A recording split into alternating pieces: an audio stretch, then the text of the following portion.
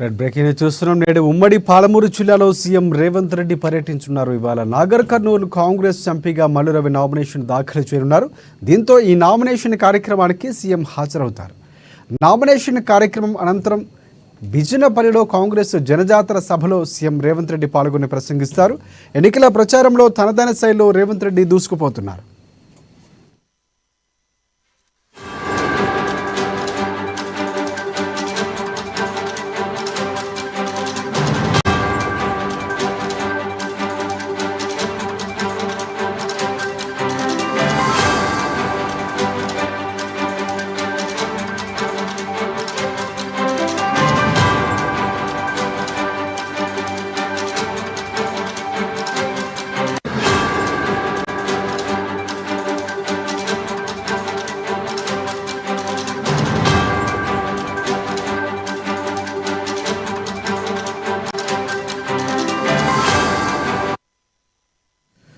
Right breaking news చూస్తున్నాం. నేడు ఉమ్మడి పాలమూరు జిల్లాలో సీఎం రేవంత్ రెడ్డి పర్యటించనున్నారు.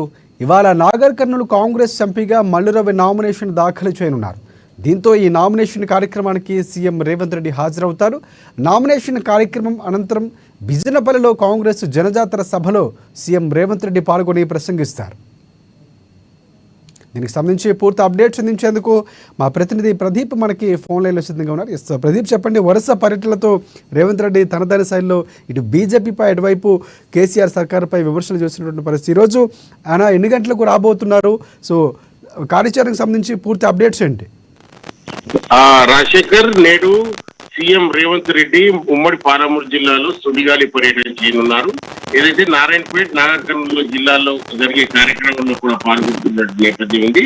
ఎన్నికల షెడ్యూల్ వచ్చిన తర్వాత ముఖ్యమంత్రి రేవంత్ రెడ్డి 4వ పాలమూరు రానున్నారు. ప్రచారంలో భాగంగా ఇప్పటికే కొడంగల్, నారాయణపేట, మహబూబ్నగర్ పర్యటించిన సీఎం మరోసారి పాలమూరులో నేడు సుడిగాలి పర్యటన చేయనున్నారు. నారాయణపేట జిల్లా మద్దూరుకు మధ్యాహ్నం 12 గంటలకు సీఎం రానున్నారు. మండల కేంద్రంలో జరిగే కొడంగల్ నియోజకవర్గ కాంగ్రెస్ నాయకుల సమావేశంలో పాల్గొంటారు. సమావేశం ముగిసిన వెంటనే కొత్తపల్లి మండలం తిమ్మారెడ్డిపల్లిలోని బావాజీ ఆలయానికి వెళ్లి ప్రత్యేక పూజలు చేస్తారు. అనంతరం మద్దూరుకు వచ్చి హెలికాప్టర్లో నార్కల్కి వెళ్లి ఎంపీ అభ్యర్థి, కాంగ్రెస్ పార్టీ ఎంపీ అభ్యర్థి డాక్టర్ మల్లు రవి నామినేషన్ కార్యక్రమం పాల్గొంటారు. అనంతరం బిజెపల్లిలో జరిగే జనజాతర సభలో కూడా పాల్గొన్నారు. సీఎం పర్యటన నేపథ్యంలో పోలీసులు 2 జిల్లాల్లో గట్టి భద్రత అయితే ఏర్పాటు చేశారు. దాదాపు 1000 మంది పోలీసులతో ఎప్పటికప్పుడు నిఘా వ్యవస్థను పటిష్టం చేసి జిల్లా ఏదైతే సీఎం పర్యటనలో ఎలాంటి అవాంఛనీయ సంఘటనలు జరగకుండా కూడా ఏర్పాట్లు చేశారు. అయితే పాలమూరులో 2 లోక్సభ స్థానాల్లో కాంగ్రెస్ జెండా ఎగరవేయాలని రేవంత్ రెడ్డి భావిస్తున్నారు. సొంత జిల్లా కావడంతో ఈ 2 స్థానాల్లో గెలుపు బాధ్యతలు ఆయన ప్రతిష్టాత్మకంగా తీసుకున్నారని కూడా మనం చెప్పవచ్చు. 2 చోట్ల త్రిముఖ పోరులో నెలకొనడంతో ఏ చిన్న అవకాశాలు వదులుకోకూడదని భావిస్తున్న ముఖ్యమంత్రి ఏదైతే స్వయంగా జిల్లాలోని పలు ప్రాంతాల్లో పర్యటిస్తూ పార్టీ గెలుపునకు కావాల్సిన దిశానిర్దేశం ఎప్పటికప్పుడు చేస్తున్నటువంటి పరిస్థితి. ఇప్పటికే మహబూబ్నగర్ లోక్సభ పరిధిలోని 3 సార్లు పర్యటించిన ముఖ్యమంత్రి ఎన్నికలు ముగిసేలోగా ఈ లోక్సభ పరిధిలో మరో 2 సభలు ఏర్పాటు చేయడానికి కూడా సన్నాహాలు చేస్తున్నట్టు కాంగ్రెస్ పార్టీ శ్రేణులు చెప్తున్నటువంటి పరిస్థితి. ప్రతి అసెంబ్లీ సెగ్మెంట్ లో కాంగ్రెస్ మెజార్టీ వచ్చేలా ప్రత్యేకంగా కాంగ్రెస్ ఏదైతే పార్టీ ప్రణాళిక రూపొందిస్తుంది. మద్దూరు సమావేశంలోనూ మరోసారి తన సొంత నియోజకవర్గంలోని తాజా పరిస్థితిపై కూడా సమీక్ష చేయనున్నట్టు కూడా కాంగ్రెస్ పార్టీ వర్గాలు చెప్తున్నారు. ఎలాగైనా ఈ నియోజకవర్గం నుంచి కాంగ్రెస్ కి 50,000 మెజార్టీ రావాలన్న లక్ష్యంతో కాంగ్రెస్ పార్టీ శ్రేణులకు దిశానిర్దేశం చేయనున్నట్టు కూడా తెలుస్తా ఉంది. ఇప్పటికే ముఖ్యమంత్రి ఉమ్మడి పాలమూరు జిల్లాలో తన మార్కు రాజకీయాలను ఎట్లయినా ఏదైతే ప్రతిబింబించాలని కూడా చూస్తున్న నేపథ్యంలో రానున్న పార్లమెంట్ ఎన్నికలు కాంగ్రెస్ పార్టీకి కీలకం కానున్నాయని కూడా మనం చెప్పొచ్చు. ఇప్పటికే కాంగ్రెస్ పార్టీ ఒక అడుగు ముందుకు వేసి ప్రచారంలో దూసుకుపోతున్న నేపథ్యంలో ముఖ్యమంత్రి రేవంత్ రెడ్డి పార్లమెంట్ ఎన్నికలు ముగిసిన తర్వాత జిల్లాకు కూడా వరాల జల్లు కురిపించబోతున్నారంటూ ఇప్పటికే కాంగ్రెస్ పార్టీ నాయకులు శ్రేణులు చెప్తున్నటువంటి పరిస్థితి ఉంది.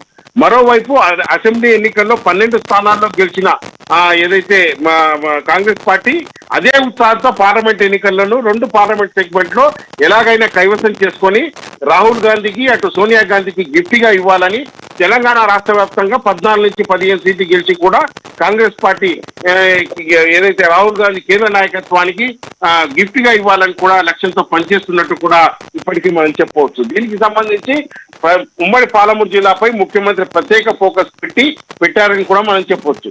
ఈ రోజు జరగబోయే జనజాతర సభలో నాగర్ కర్నూలు జిల్లాకు కూడా ఏదైతే పాలమూరు రంగారెడ్డికి సంబంధించి కేఎల్ఐ లిఫ్ట్ కి సంబంధించి కూడా కీలక ప్రకటన చేయనున్నారంటూ కూడా కాంగ్రెస్ పార్టీ వర్గాలు చెప్తున్నటువంటి పరిస్థితి ఉంది రాజశేఖర్. మొత్తం మీద 1,00,000 మందితో జరిగే ఈ జనజాతర సభకు భారీ ఎత్తున కాంగ్రెస్ పార్టీ ఏర్పాట్లు చేశారు. ఇప్పటికీ ఏర్పాటు మొత్తం కూడా పూర్తయిన పరిస్థితి ఉంది.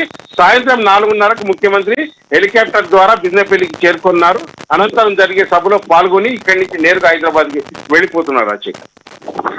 రైట్ ప్రదీప్, ప్రధానంగా మీరన్నట్లు చాలా ప్రతిష్టాత్మకంగా తీసుకున్నారు. సొంత ఇలాకాలో తన చరిష్మా అంత భారీ మెజార్టీ రావాలని కూడా చెప్పినటువంటి పరిస్థితి కూడా చూసాం మనం. ఇక్కడ ఇంకొక అంశం మనం ప్రధానంగా చూసుకుంటే అంటే ఆయన స్పీచ్ ఈరోజు చాలా కీలకంగా మారనుంది. చాలా సందర్భాల్లో పాలమూరుకు జరిగినటువంటి అన్యాయం, గత ప్రభుత్వం చేసినటువంటి అంశాలు కూడా కేసీఆర్కి సంబంధించి ప్రస్తావించినటువంటి పరిస్థితి ఉంది రేవంత్ రెడ్డి. సో ఇక్కడ రేవంత్ రెడ్డి ప్రసంగం ఒక కీలకంగా అయితే ప్రధానంగా అంటే సభకు సంబంధించి ఎవరు ముందు మాట్లాడతారు, సో అక్కడ సభా స్థలంకు సంబంధించినటువంటి ఏర్పాట్లు ఎలా జరిగాయి, భద్రతా ఏర్పాట్లు సీఎం వస్తున్న నేపథ్యంలో భద్రతా ఏర్పాట్లు కూడా పూర్తిస్థాయి ఉండాల్సిన అవసరం ఉంది. సో భద్రతా ఏర్పాట్లకు సంబంధించి అలాగే స్టేజ్ పైన ఆ వేదికపై ఎంతమంది ఉంటారు, ఎవరు ముందు మాట్లాడే అవకాశం కనిపిస్తుంది, ఇలాంటి షెడ్యూల్ ఇవ్వడం మనకి బయటకు వచ్చినటువంటి పరిస్థితి ఉందా?